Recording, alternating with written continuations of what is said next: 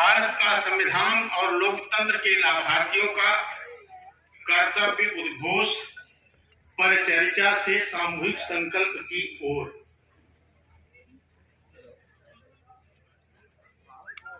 जब हमारे ऊपर, विशेष रूप से लाभार्थियों के ऊपर कोई आफत आती है, तभी लोग सोचते हैं कि हमें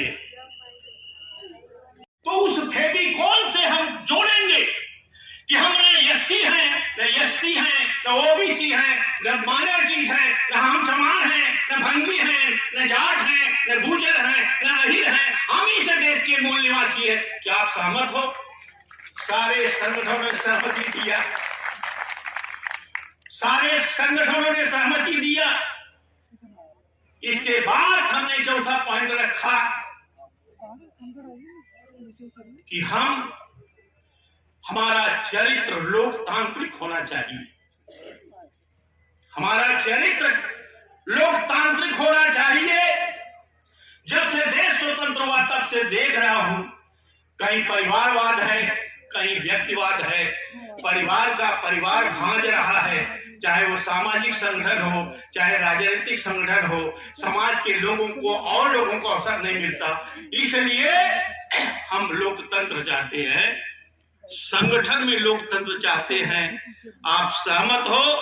सहमति बनी और हमने संकल्प लिया कि हम और संगठनों को जोड़ेंगे और जोड़ करके एनसीसी एमबीओ के माध्यम से जो हमारा लक्ष्य है वो सब हम उसको पूरा करेंगे। साथियों,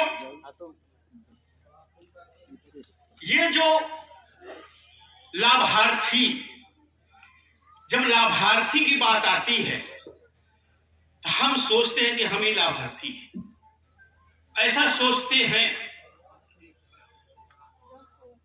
और सोचते हैं, केवल करते कुछ नहीं। बाबा साहब ने कहा हमें अपनी आय का 5% अपने समाज के आंदोलन में लगाना चाहिए, लोगों को जगाने में लगाना चाहिए। मैं पूरे भारत का दौरा किया हूं, लोगों के घरों पर रुका हूं और पहले पूछता हूं, आप भाई साहब कितने बच्चे आपके हैं? इतने हैं। क्या करते हैं? सर्विस करते हैं। पत्नी भी सर्विस करती है।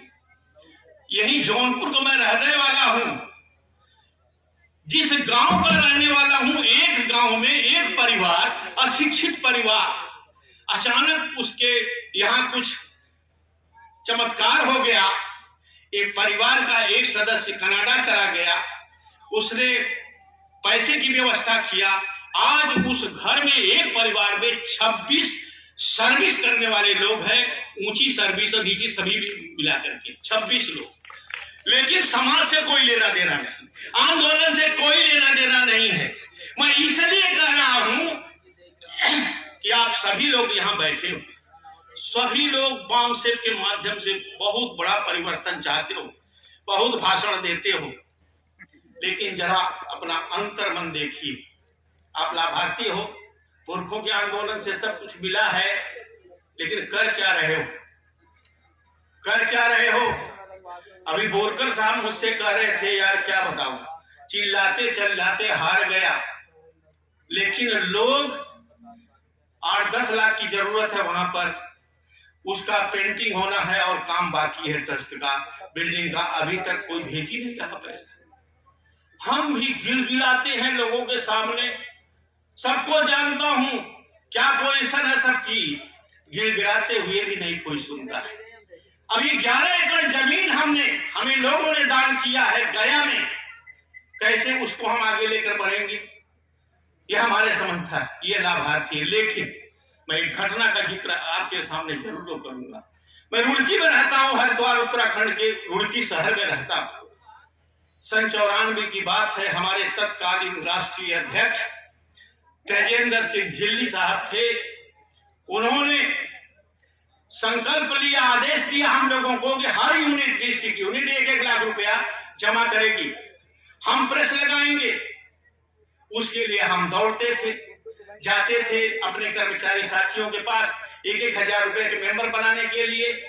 जब जाते थे, एक दिन एक रिक्शा चालक वहीं पोस्ट ऑफिस के सामने रिक्शा चालक मिला, वो मेरे जानने वाला था। उसने कहा, बाबूजी आप ये 5 बजे क्यों चले जाते हो? सवेरे ड्यूटी सब 6 बजे जाते हैं, आप कहां जाते हो? मैंने उसको बताया कि हम प्रेस लगा रहे हैं बामसेठ की तरफ से। इतना खुश हुआ वो रिक्शा चालक, क्योंकि बाबा साहब को थोड़ा सा पढ़ा था, किताब मिल गई थी, उसको पढ़ लिया था। तो उसने कहा, तो क्या कर रहे? हमने कहा 1000 का मेंबर बना रहा हूं, 1000 का मेंबर बना रहा हूं। तो कहे, सर मैं भी 1000 रुपया दूंगा। हम कहे, यार तुम कैसे दोगे? तुम रोज आना कुआं खोदते हो, रोज पानी पीते हो, 10-15 रुपए तुम्हारे दिन भर की दिहाड़ी होगी, क्या दोगे? उसने मुझे ये कहा कि साहब ऐसा है, आप क्यों ऐसा सोचते हो? हमने भी पढ़ा है बाबा साहब को, हमारे लोगों के कब्र में झाड़ू और गले में हंडी बांधी गई, वो मैं भी पढ़ा हूं बाबा साहब, आप ही नहीं पढ़े हो, आप ही का फायदा लेकर आपको नौकरी मिल गई, मुझे भी फायदा हुआ है। अगर बाबा साहब ने ये अधिकार संविधान के द्वारा न दे दे तो मैं रिक्शा सीना तान करके मैं सड़क पर नहीं चलाता। ये उस आदमी ने, उस रिक्शा चालक ने मुझे बताया, और मैं भी 1000 रुपया दूंगा, आप 10-10 रुपए, मैं 10-10 रुपया रोज दूंगा, एक दिन 1000 रुपया हो ही जाएगा।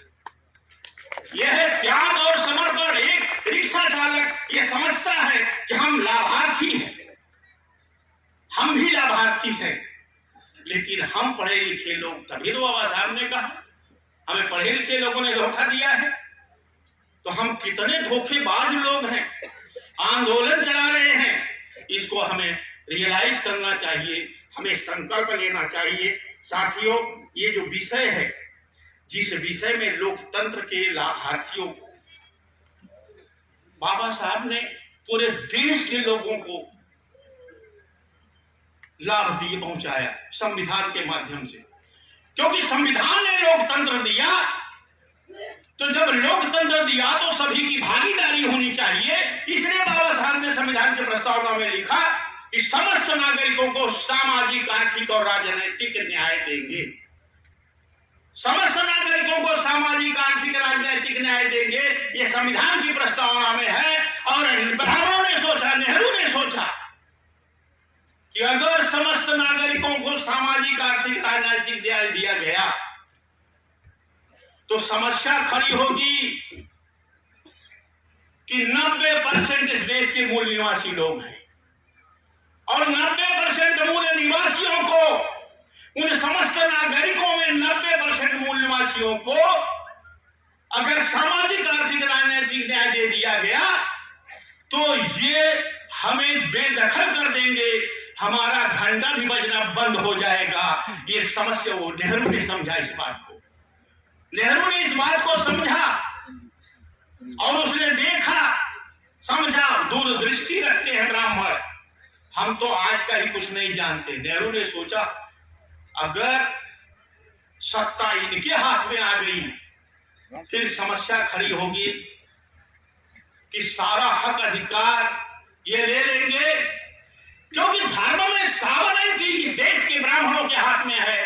धर्म में अपने सत्ता, अपने वोट के माध्यम से अगर सत्ता ले लिया तो हमारा सत्यानाश कर देंगे ये सब। इसलिए नेहरू ने मंदिर का जो मामला उठाया, बाबरी मस्जिद का, इसी कारण से उठाया था। धर्म की राजनीति चलनी चाहिए। आज आप देख रहे हैं धर्म की राजनीति ही काम कर रही है और उन्होंने हमारे सारे संसाधनों पर कब्जा कर दिया।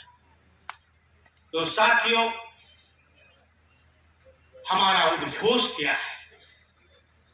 क्या उद्घोष होना चाहिए? हम किसी का उद्घोष नहीं, हमारे बामसेठ के संस्थापक खापर्डे साहब ने संदेश दिया है, उसको आपको ध्यान से नोट करके संकल्प लेना चाहिए। Without paying price social change is a not possible. कीमत चुकाए बगैर समाज व्यवस्था परिवर्तन नहीं हो सकता। क्या कीमत आपके पास है? आपके पास पैसा है, बुद्धि है, हुनर है, इस देश को बदलने के लिए, देश की व्यवस्था बदलने का आपके पास वोट की ताकत है। कितना संघर्ष किया बाबा साहब ने। Paying price, without paying price social change is not possible, और without social change political power will not be captured. बगैर सामाजिक व्यवस्था परिवर्तन के आप राजनीतिक शक्ति प्राप्त नहीं कर सकते। तो हमारे बाम से और बाम से आप शुटविंग का काम है सोशल चेंज करना। हम ईमानदारी से सोशल चेंज का काम कर रहे हैं क्या? हमने संपर्क, संवाद, सुसंवाद PS4 के माध्यम से हमने चलाया है क्या? लोगों से जाकर के मिल रहे हैं? जरा देखिए अपने अंतर्मन को झांक करके। तो without social change political power will not be captured, and without political power our rights will not be achieved. बगैर पॉलिटिकल पावर के हम अपने अधिकार को प्राप्त नहीं कर सकते साथियों। इसलिए हमें जो जिम्मेदारी दी गई है बाम से और उसके जो ऑफशूट विंग है, जो जिम्मेदारी दी गई है उस जिम्मेदारी को ईमानदारी से हमें निभाना चाहिए। अगर इस कार्य को हम निभाएंगे तो निश्चित रूप से हम सफल होंगे। इसलिए हमने NCC MBO बनाया, लोगों को इकट्ठा किया और उनको समझाया, उनको समझ में आया। और अब आपकी जिम्मेदारी है कि अपने यहाँ देश के कोने कोने से हमारे प्रतिनिधि आए हैं, अपने यहाँ उन संगठनों को खोलो। जो बाबा साहब और फूले के नाम पर संगठन चला रहे हैं, पेरियार के नाम से, वहां पर मिलिए, उनसे भाईचारा बनाइए, उनसे जुड़िए और जोड़िए, तभी हम अपने लक्ष्य की प्राप्ति कर सकते हैं साथियों। बस इतना ही कहते हुए धन्यवाद।